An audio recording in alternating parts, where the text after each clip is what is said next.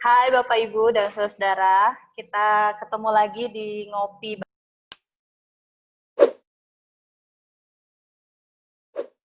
dengan anak muda yang kayaknya pangling nih ya Bapak Ibu. Soalnya terakhir ketemu waktu remaja pasti sama beliau.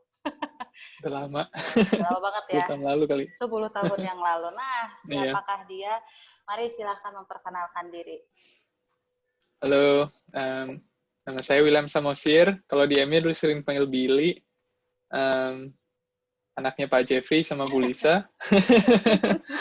Em, Sekarang lagi tinggal di Amerika. Dulu pas pertama cabut ke Singapura, 4 tahun. Sekarang udah 6 tahun di Amerika. Iya, Boleh dong gitu cerita deh. perjalanan sampai kok ada di sana itu seperti apa? Eh, Panjang juga ya. Dari pertama, berangkat dari rumah tuh pas umur 16 karena ada beasiswa dari Singapura. Tadinya hampir sempat nggak mau pergi gitu gara-gara ya teman-teman juga kan nge-pressure kan. Oh, udahlah, Bella di Bandung aja gitu maksudnya. Bikin bikin pertemanan komunitas gitulah di sini gitu daripada pergi keluar gitu. Cuman kalau dari kan waktu itu kan kata papa mama juga ya ujungnya terserah kamu gitu. Tapi kapan lagi sih gitu kan?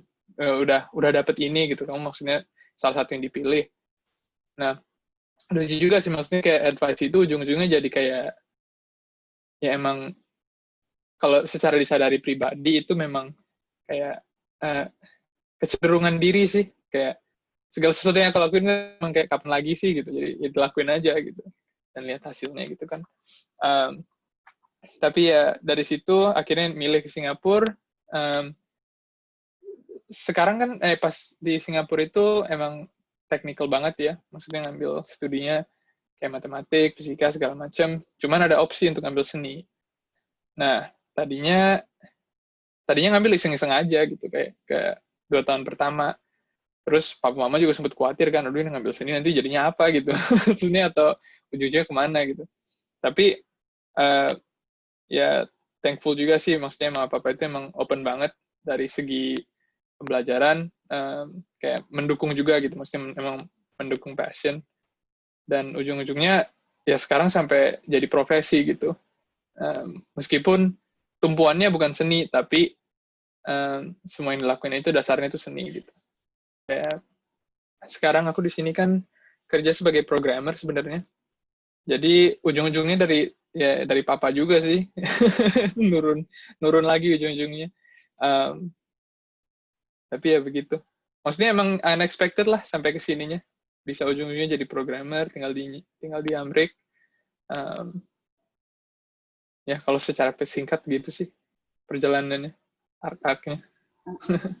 Dari umur 16 udah ninggalin rumah dan langsung jauh banget ya. Maksudnya tuh Iya. keluar negeri gitu. Apa sih yang kamu rasain saat itu gitu ya di umur 16 pergi ninggalin rumah sendirian? Apa sih yang kamu rasain saat itu? Mungkin ketakutan atau mungkin juga ada satu excited tersendiri dan lain sebagainya. Boleh cerita sampai yang ke sekarang ya berarti perjalanan udah 10 tahun ninggalin rumah. Ya takut sama excited sih dua-duanya itu kayak jadi gimana ya, feelingnya tuh gini gitu tiap kali. Naik turun. Pas pertama ke Singapura juga aku kan suka bingung kayak kok aku nggak terlalu homesick mah homesick gitu kan, maksudnya kangen Bandung lah, cuman kenapa nggak homesick banget gitu ya, sementara kan mungkin ada teman-teman yang apa ya, yang emang kayak kerasa sedih banget gitu, kayak misalnya jauh dari ortu, jauh dari teman. Cuman aku nggak tahu kenapa lebih ke arah excitednya sih. Meskipun ya kangen mama papa, kangen Bandung, kangen teman-teman segala macam. Cuman mungkin dua-duanya jadi apa? Jadi mendorong ke depan gitu. Pengalaman yang paling berkesan yang bisa dibagiin? Yang di mana dulu nih? Di Singapura? Boleh, yang sekarang juga boleh, semua juga boleh. Aduh, yang sekarang itu gimana ya? Kalau yang sekarang, yang paling recent, yang paling baru-baru ini, kan setelah lulus, aku harus apply visa kerja. Nah, kan pas apply visa kerja itu kan ada pilihannya dua. Satu yang H1B itu untuk visa bareng employee lah istilahnya, disponsorin. Nah, ada juga O1B itu artis visa, jadi visa untuk seniman. Nah, yang visa seniman ini lebih susah sebenarnya untuk dapat karena harus testimonialnya banyak gitu kan. Nah, aku setelah lulus, ujung-ujungnya milih, kayaknya ini emang harus artis visa sih. Soalnya yang H1B-nya kayaknya agak susah gitu, ada lotre segala macam juga, jadi ada apa namanya? Ada riskan juga lah istilahnya.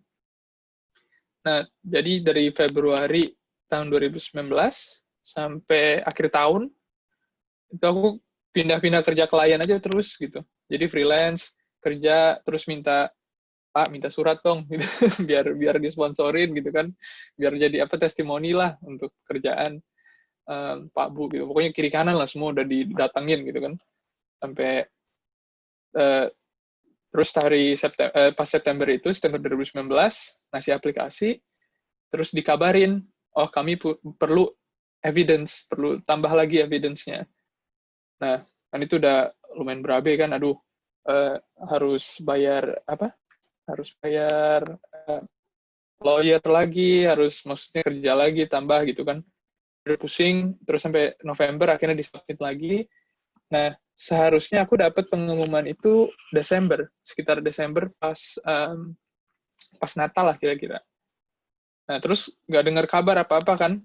Jadi ini udah mulai pusing, maksudnya ini dapat atau enggak, apakah harus balik ke Indo juga gitu kan. Terus maksudnya udah bareng roommate juga di sini, udah ada tempat tinggal.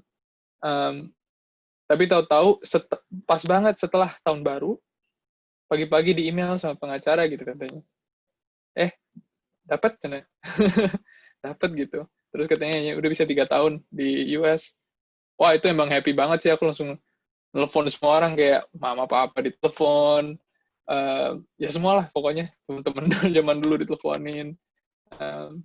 Ya maksudnya thankful dan grateful banget gitu, punya dari itu kan pengalaman yang, kalau untuk aku pribadi sih itu pengalaman yang beneran turbulen gitu, atau tumultuous lah istilahnya. Jadi kayak challenge-nya banyak, terus mental challenge-nya juga banyak gitu kan. Emang sehari-hari itu sampai sibuk banget. Tapi grateful dapet support dari teman-teman sekitar, bahkan dari teman-teman yang remote gitu. Cuman itu sih surprise banget pas tahun baru. Kayak hadiahnya 2. Ya. Keren. Berarti senang banget ya dapat tambahan izin di sana ya. Iya. Lega banget kerasanya setelah dapet. Boleh dong cerita sedikit lingkungan di sana seperti apa, pertemanan, lingkungan pekerjaan, lingkungan masyarakat mungkin gitu ya, yang mungkin mempengaruhi Billy dalam berelasi, dalam mungkin juga pertumbuhan iman. Boleh dong. Sebenarnya gimana ya mulainya ya? Soalnya relasiku ini sebenarnya dibagi 2 sih kalau bisa dibilang. Karena aku juga lumayan deket sama 2 temen di Bandung. Satu sekarang di Jerman sih. Dia dulu di Bandung, sekarang di Jerman. Kita bertiga emang lagi membuat kolektif seni istilahnya. Dan terus tahun ini kita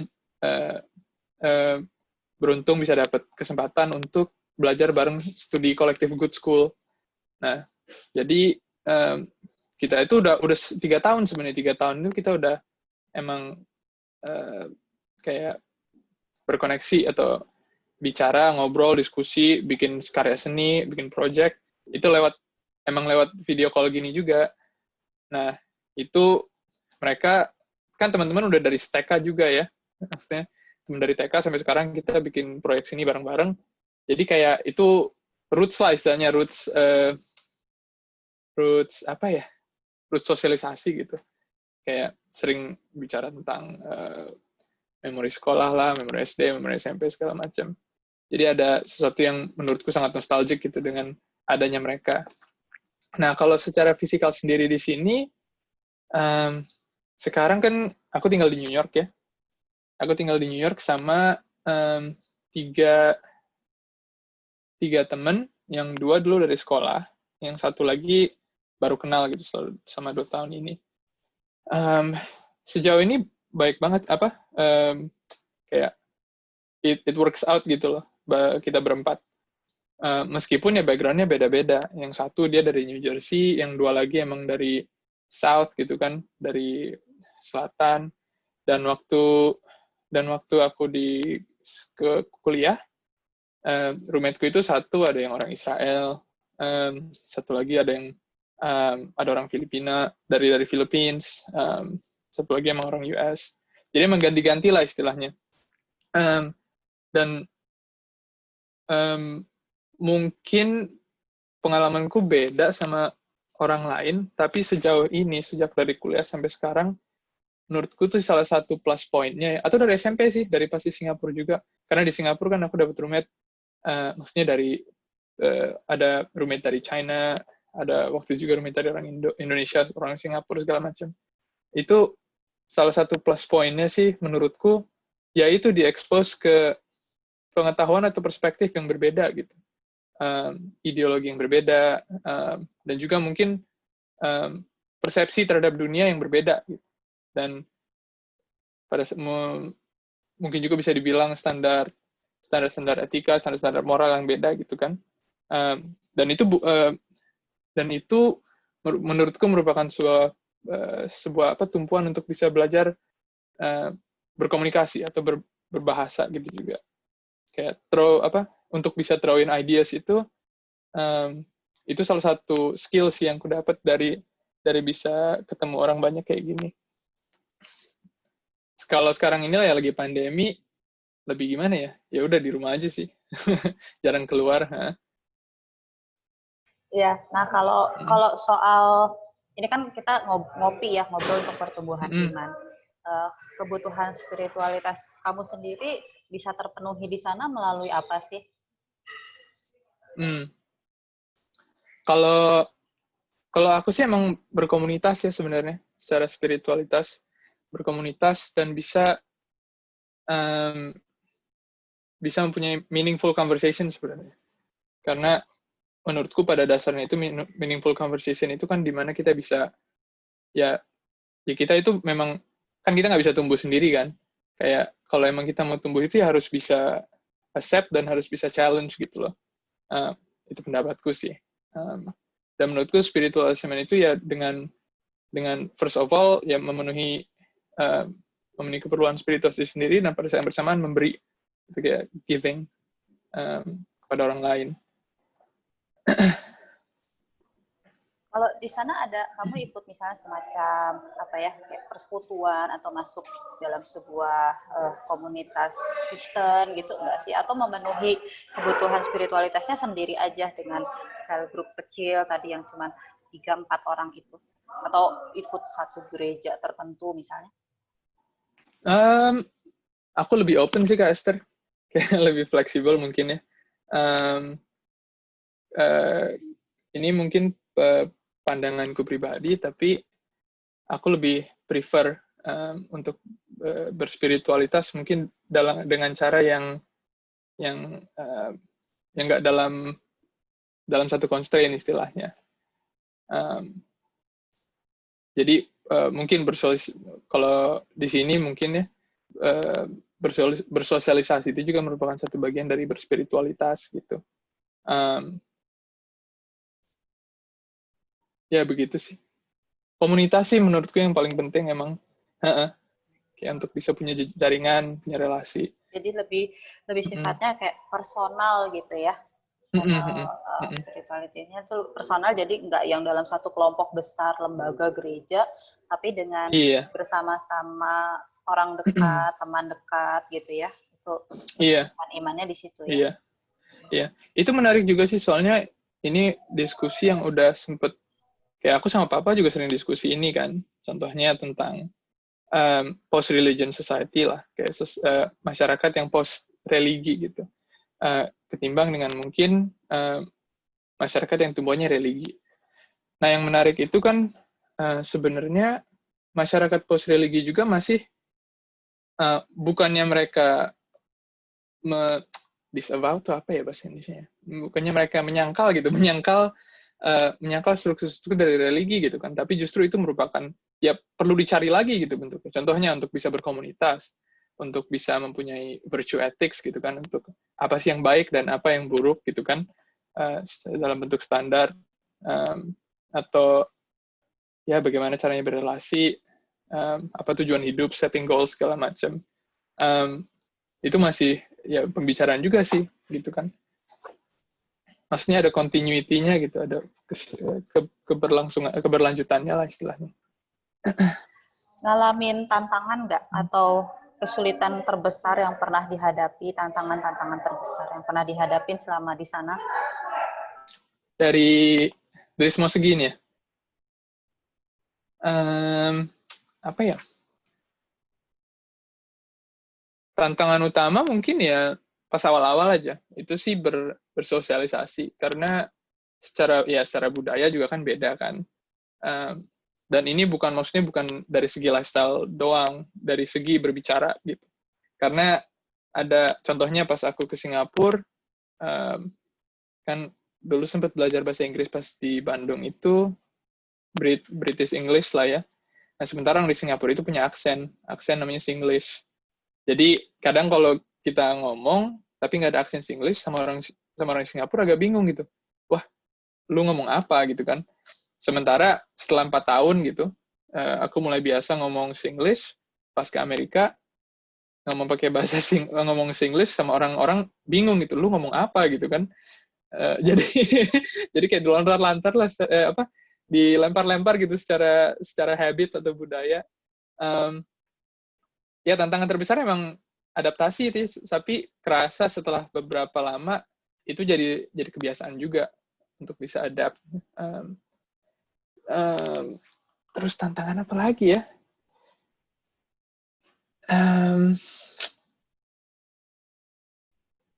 Budaya banyak sih. Masyarakat mungkin cara pola hidup. Masyarakat, pola hidup.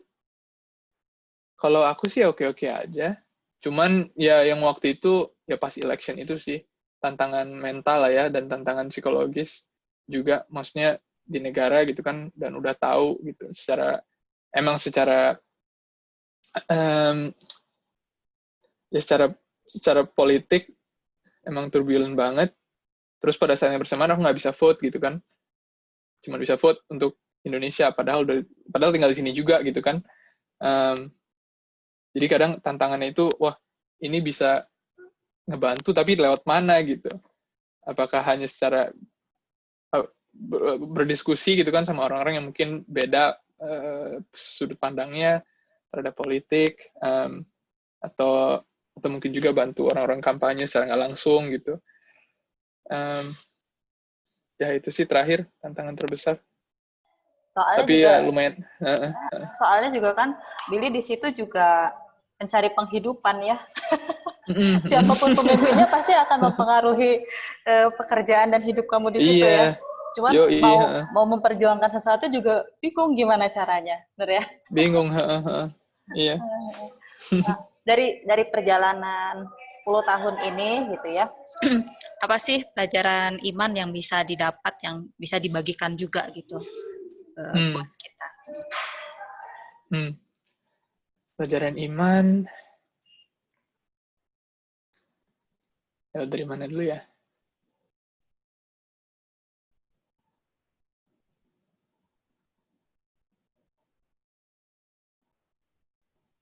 Mungkin dari pas di Singapura deh. Pas awal-awal di Singapura itu, kan aku juga masih rajin lah ya gereja, berkomunitas segala macam. Masih sempat main musik juga gitu di gereja pas di Singapura.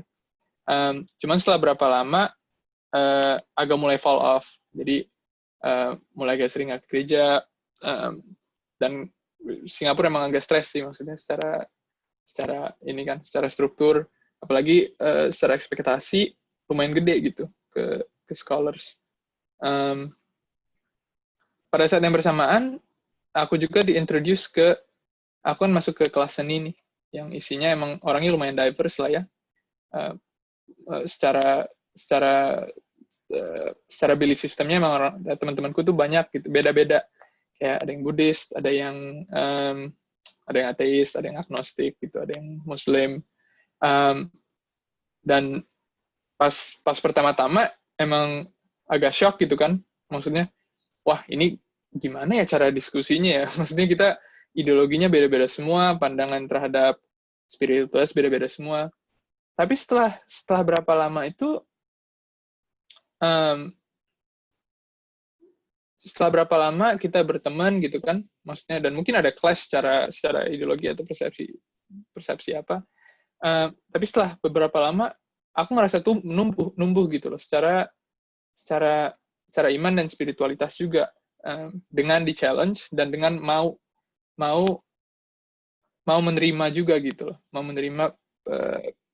menerima sudut pandang orang lain meskipun mungkin beda, tapi nggak didiskredit hanya karena beda.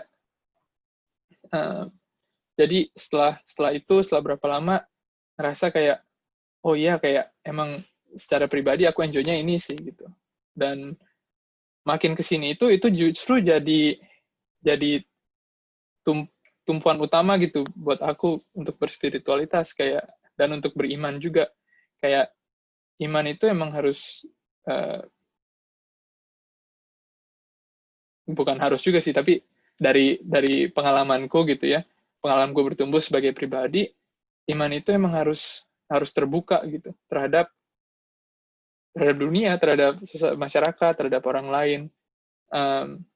Dan nggak boleh gimana ya, nggak boleh kekeh gitu istilahnya. Kalau kalau kalau emang mau tujuannya itu untuk mengasihi sesama dan mau bikin kita semua orang tumbuh gitu sebagai individu. Nah, terakhir nih, punya pesan-pesan nggak sih yang mau disampaikan buat kita yang ngopi bareng ini? Entah mungkin Yang ngopi bareng. Pesan-pesan apa, atau mau say hello atau pesan apa apapun. ya? Oh, di EMI masih ada siapa aja ya? Kurang tahu nih. Masih banyak dan akan selalu banyak kayaknya orang-orang di EMI. Iya, masih banyak.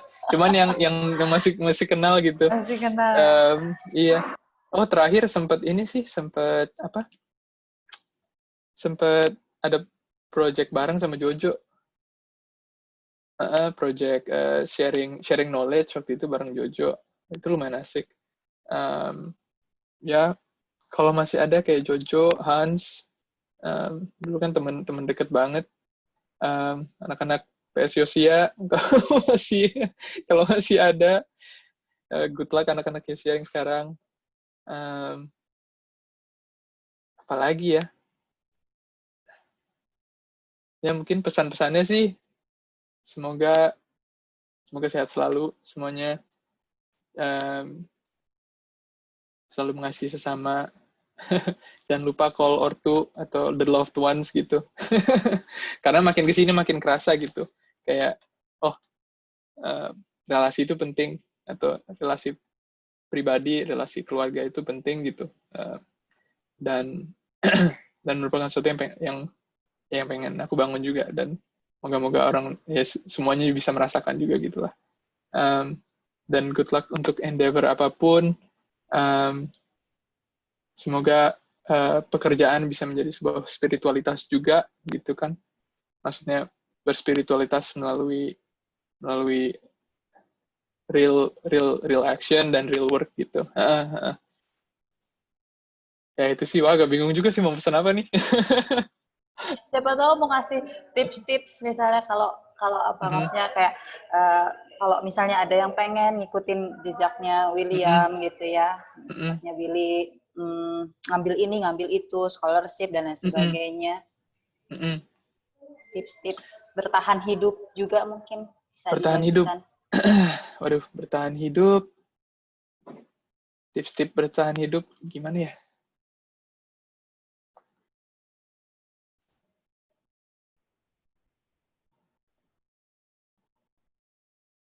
Tips-tips bertahan hidup kalau misalnya emang merantau atau emang harus keluar, relasi sih sebenarnya.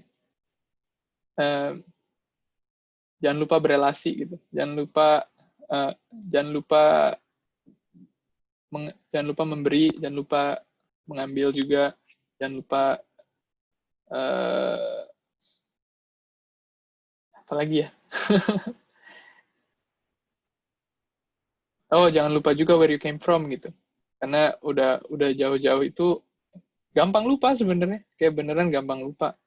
Kayak kadang kalau aku udah kerja setelah 2 bulan gitu kan, terus baru inget, wah, ini tuh udah 10 tahun gitu di sini.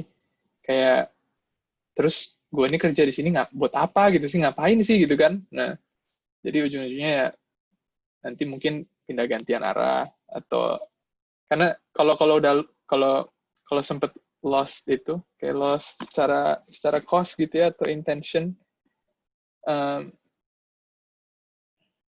ngeri juga sih maksudnya, kayak ngeri juga gitu secara pribadi. Oke. Thank you banyak ya, Bill, buat sharing-sharingnya. Sorry bahasa Indonesia agak gagap. agak jarang. Enggak lah. Jarang dipakai ya. Jarang dipakai. Ngobrol sama papa mama, ngobrol juga pakai bahasa Inggris ya, sama orang tua, sama Keke juga. Oh, enggak bahasa Indonesia sih. Oh, maaf apa. Oh, masih tetap bahasa Indonesia. Iya. Oh, sehari-harinya di sana sehari-harinya. bahasa Inggris ya. Ya, makasih banget udah berbagi. Iya. Sangat menginspirasi. Sampai tadi ya, maksudnya kita sampai nggak kerasa juga, udah 10 tahun ternyata ya kamu di sana gitu ya, dan pengalamannya luar biasa banget sebagai anak muda jauh dari orang tua, merantau di negeri yang sebenarnya kan sangat keras juga ya, secara politik, spiritual, agama di situ kan. New York tuh kota yang boleh dibilang tuh dari semua negara bagian Amerika kan, New York memang agak yang paling unik ya kalau nggak salah ya, gitu kan, karena memang ininya banyak seni dan lain sebagainya. Diverse lah ya. Thank you. Iya.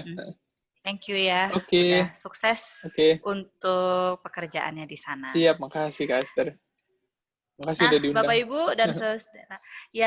Bapak Ibu dan saudara, demikian ngobrol saya dengan Billy atau William Samosir dalam ngopi bareng. Billy ya, dalam ngopi bareng hari ini. Selamat melanjutkan aktivitas kembali di hari ini. Tuhan Yesus memberkati.